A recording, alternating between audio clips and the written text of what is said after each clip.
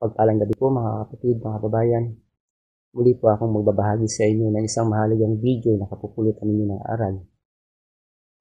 Ang video po na ito ng Operian Heritage Conservatory na ang pamagat po ay The Seal of the Father. Marahil po, ngayon lamang po ito maririnig. Ngunit ito po ay may malalim na patotoo. At ang mensahe po ng video na ito ay tungkol po sa totoong pangalan ng ating dakilang malikha ng kanyang buntod na anak. Libong taon po ang nakaraan na itinago at sinadyang ibahin at palitan ang totoong pangalan ng mga nagsalin ng Biblia. Ang bawat video po na aking binabahagi sa inyo ay makabuluhan at kapupulutan po ninyo ng aral. At may tuturing po ito na kayamanan po na hindi maaagaw ng sinuman. At biyaya po ng ating dakilang malikha. Ito po ay malaking pagpapala sa bawat isa sa ating mga kapatid. Panoorin na po natin.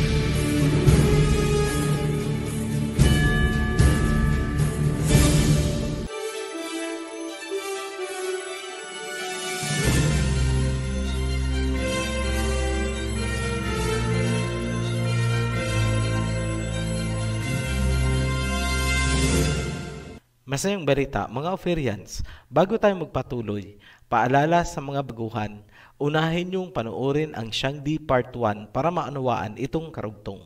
Ipagpapatuloy natin dito ang Shangdi Part 2. Marami kayong makikitang definitions ng Shangdi mula sa mga Protestants, Jesuits, Christians, etc. Itong mga outsiders ang nagdudulot ng kalituhan sa totoong kahulugan ng Shangdi. Ngunit, makikita natin ang totoong kahulugan ng Shangdi sa invocations na ginagamit ng emperor sa panahon ng kanilang paghahandog. Bago natin talakayin ang tungkol sa paghahandog, nais naming klaruhin na ang Shangdi ay hindi po nauugnay sa paganism. Ngunit, pilit lang itong iniuugnay ng mga religions sa kanilang Christian belief and doctrines. Noong Ming at Shen Dynasty, ang Jesuit priest na si Matteo Ricci, sinimulan niyang i-apply ang concept or identity ng Shangdi sa Christian conception of God. Tila ba hina-hijack ang concept mula sa original Shangdi at inilalapat sa Christian doctrine. Dahil dyan, pumalag ang followers ni Confucius. March 19, 1715, naglabas ng edict si Pope Clement at sinabi niya na dapat Tianzu at hindi Shangdi ang gagamitin ng mga Catholic sa China. Noong pumasok naman ang mga Protestants, ipinasok naman nila ang Shen or God bilang acceptable substitute sa Shangdi, meaning unti-unting matatabunan at mawawala ang Shangdi. Ngunit dahil sa pagiging communist ng China, napigilan ang tuluyang pagkakawala ng Shangdi. Kaya pasalamat din tayo sa form of government nila na alagaan ang Shangdi na huwag makurap nitong mga Babylonian religions. Sa kasalukuyan, ang salitang Shangdi at Chan ay tumutukoy sa universal deity or supreme being na walang kaugnayan sa Christianity. Sa ganyang paraan, hindi nakurap nitong Babylonian at Greek religions ang Shangdi ng China. Ngayon, literally, ang ibig sabihin ng Shangdi ay the heavenly ruler. Matatagpuan yan sa recitations na ginagamit sa border sacrifice. Nasusulat din yan sa Statutes of the Ming Dynasty AD 1368. Makikita mo lamang kung sino o ano talaga ang Shangdi para sa ancient China kung uunawain mo ang nilalaman ng kanilang invocation. Ganito siya nasusulat. Of old, in the beginning, there was the great chaos without form and dark. The five elements, planets, had not begun to revolve, nor the sun and moon to shine. You, O spiritual sovereign, first divided the grosser parts from the purer. You made heaven, you made earth, you made man. All things with the reproducing power got their being. Genesis chapter 1 po yan. Sa simula ay kadiliman at ang spirit ay nagpapalutang-lutang.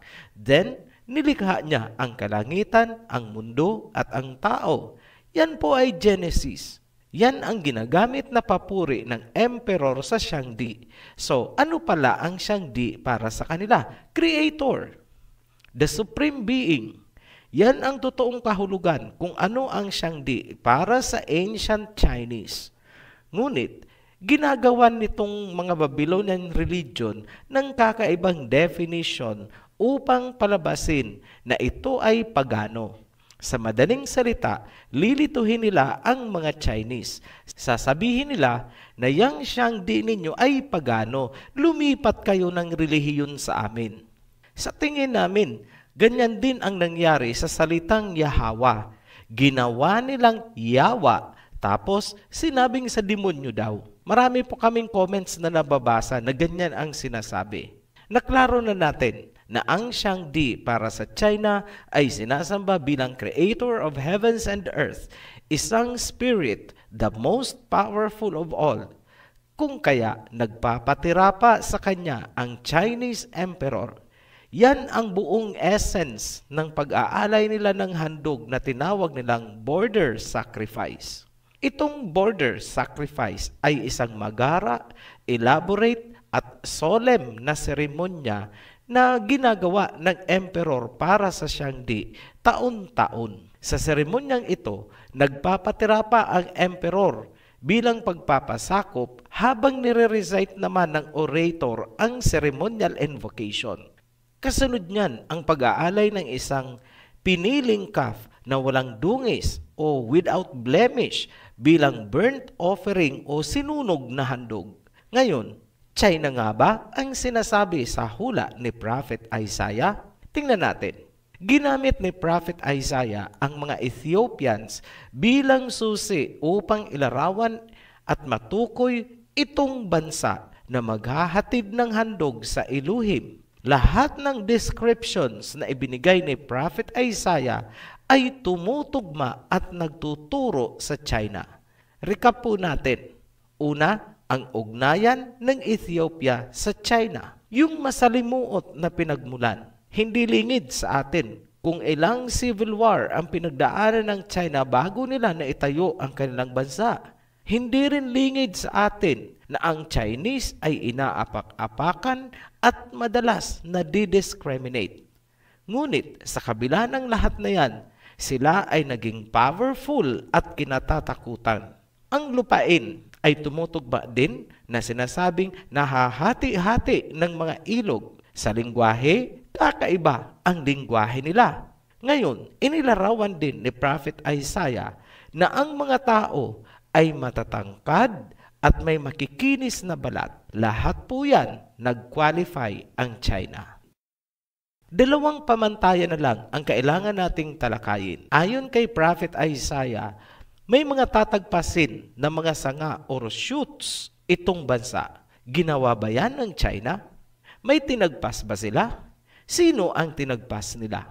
Para maunawaan natin kung ano itong sinasabi na pagtatagpas na gagawin nitong bansa, may kailangan po tayong balikan. Sa mga napanood na ang bahaging ito, o kaya alam na ninyo itong bahaging ito, please bear with us. Para po ito sa mga baguhan na hindi napanood ang pagtatalakay natin tungkol sa Hebrew ancestry. Maiksi lang po ito. Simulan natin kay Eber. Si Eber ay descendant ni Shem na anak ni Noah. Si Eber ang pinakaama ng lahat ng Hebrews sa buong mundo. May dalawang anak itong si Eber, sina Peleg at Joktan. Mula kay Peleg ang Israel ni Jacob. Mula naman kay Joktan, tayong mga Orientals kasama tayong mga Pilipino o Ophirians. Noong humiwalay na si Joktan kina Peleg, baon niya pa rin ang pagiging Hebrew niya, mga customs and practices, at syempre pa ang paniniwala sa iisang creator o Elohim. Ngunit dahil napahiwalay na nga, hindi gaanong lumitaw sa Biblia ang naging kasaysayan ng lahi ni Joktan. Ngayon, tulad ng dapat asahan, ang tanging alam ng lahi ni Joktan ay sumamba sa isang Elohim, ang pinakamakapangyarihang may likha ng buong sanlibutan. Kasama doon ang pagbibigay ng handog na sinunog. Hindi niya alam ang mga detalyadong practices ayon sa covenant dahil mahabang panahon siyang napahiwalay sa lahi ni Peleg bago pa man isilang si Moses. Yan ang paliwanag kung bakit walang alam itong lahi ni Joktan sa pamamaraan ng pagsamba na ginagawa ng mga Israelites. Yan po tayo. Ngayon, may katangi-tanging paniniwala at kaugalian na napanatili. Yan ang pagsamba natin sa iisang Supreme Creator ng buong universe. Sa China, tinatawag nila itong Shangdi. Nadiscover ng new generations ng mga Chinese na ganyan pala ang paniniwala ng kanilang mga ninuno. Natagpuan kasi nila ang mga archaeological artifacts at iba pang inscriptions sa temple. Yan ang nagbukas ng kanilang diwa.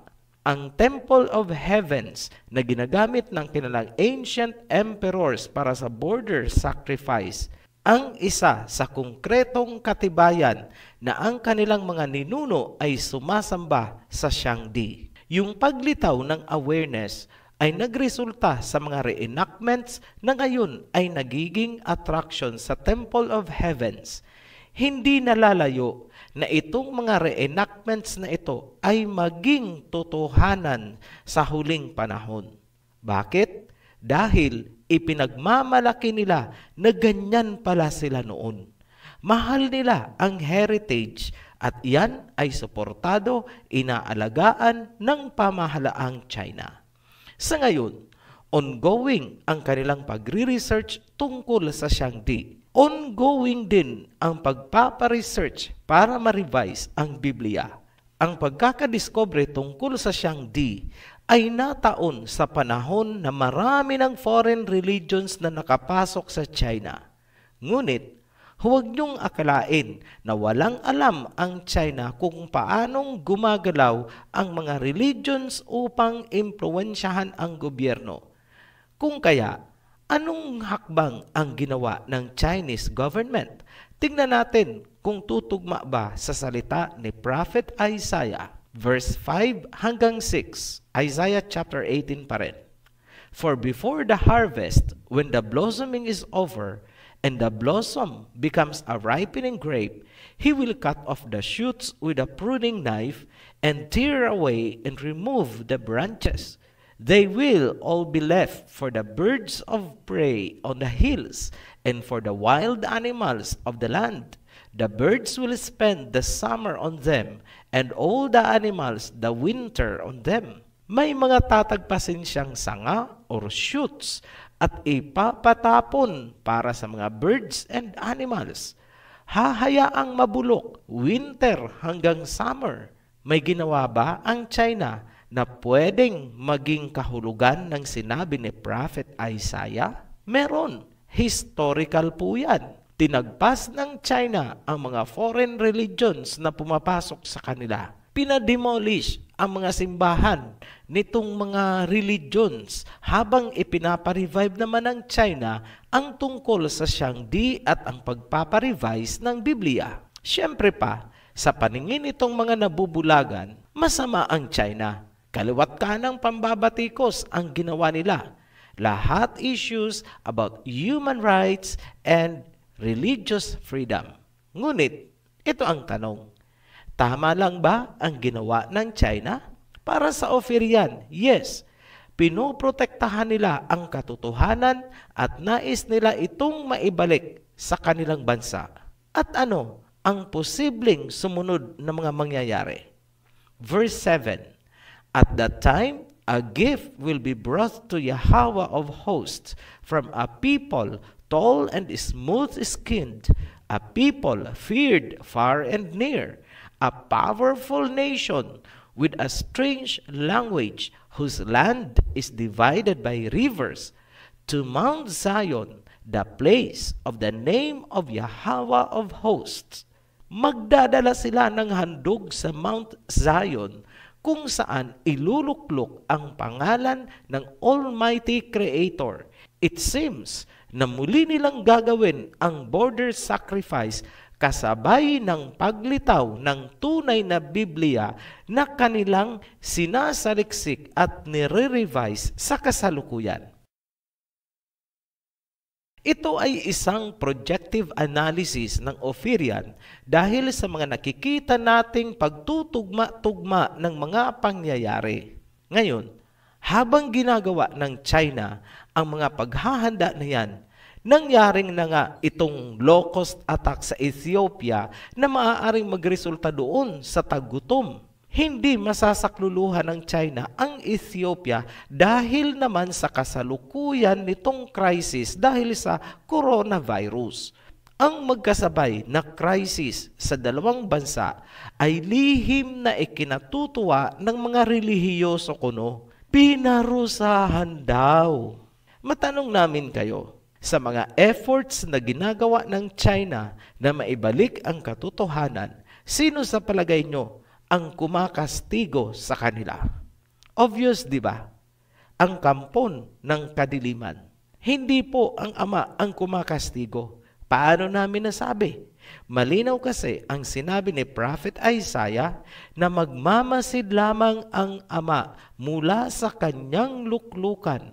I will take my rest, meaning hindi siya makikialam. Basahin natin verse 4. For Yahweh said unto me, I will take my rest, and I will consider in my dwelling place like a clear heat upon herbs, and like a cloud of dew in the heat of harvest. Ngayon, magbibigay kami ng kunting detalye tungkol dito sa border sacrifice para sa Shangdi. Sinabi natin sa bungad kanina, ito ang pinakamagara, elaborate at solemn na seremonya kung saan ang emperor ng China ay magpapatira pa bilang pagpapasakop sa Shangdi habang nire-recite ang Genesis chapter 1. Sinasabayan ito ng pagtugtog ng mga piling-piling musicians. Ang climax ng ceremony ay ang pagsunog nitong handog, isang calf na walang dungis, without blemish. Pinangungunahan ng emperor ang paghahandog na yan taon-taon ayon sa lunar calendar. Isa na lang ang kulang, ang mag-glorify ang tunay na pangalan ng Ama bilang handog. Masasabi natin, 100% natupad ang Isaiah chapter 18. Yan po ang inaabang-abangan natin. Maaaring anytime soon o sa mga darating na taon. Ang nakikita lang natin ay papunta tayo sa pangyayaring yun. Sa susunod na video, tatalakayin namin ang isa pang misteryo na lalong magpapatibay ng identity nating mga Ophirians, tayo mga Pilipino bilang mga Hebreo. Nakapaloob yan sa pamusong Laguna copper plate. Ang nilalaman o inscriptions nitong Laguna copper plate ay naisalin. Bakit ginawa itong Laguna copper plate? Yun po ang hindi maipapaliwanag kung wala kang background sa Hebrew heritage ng mga Pilipino. Muli po kaming nagpapasalamat sa inyong patuloy na pagsubaybay at pagsuporta sa Ophirian Heritage Channel. Sa new subscribers, welcome to our heritage. Be blessed. Shalom. Mga kapatid, kung niyo pong napanood ang kabuuan ng video na ito at kung niyo pong nagustuhan ang mensahe at aral, paki-like, subscribe, and share po. Marami pong salamat. Be blessed. Shalom.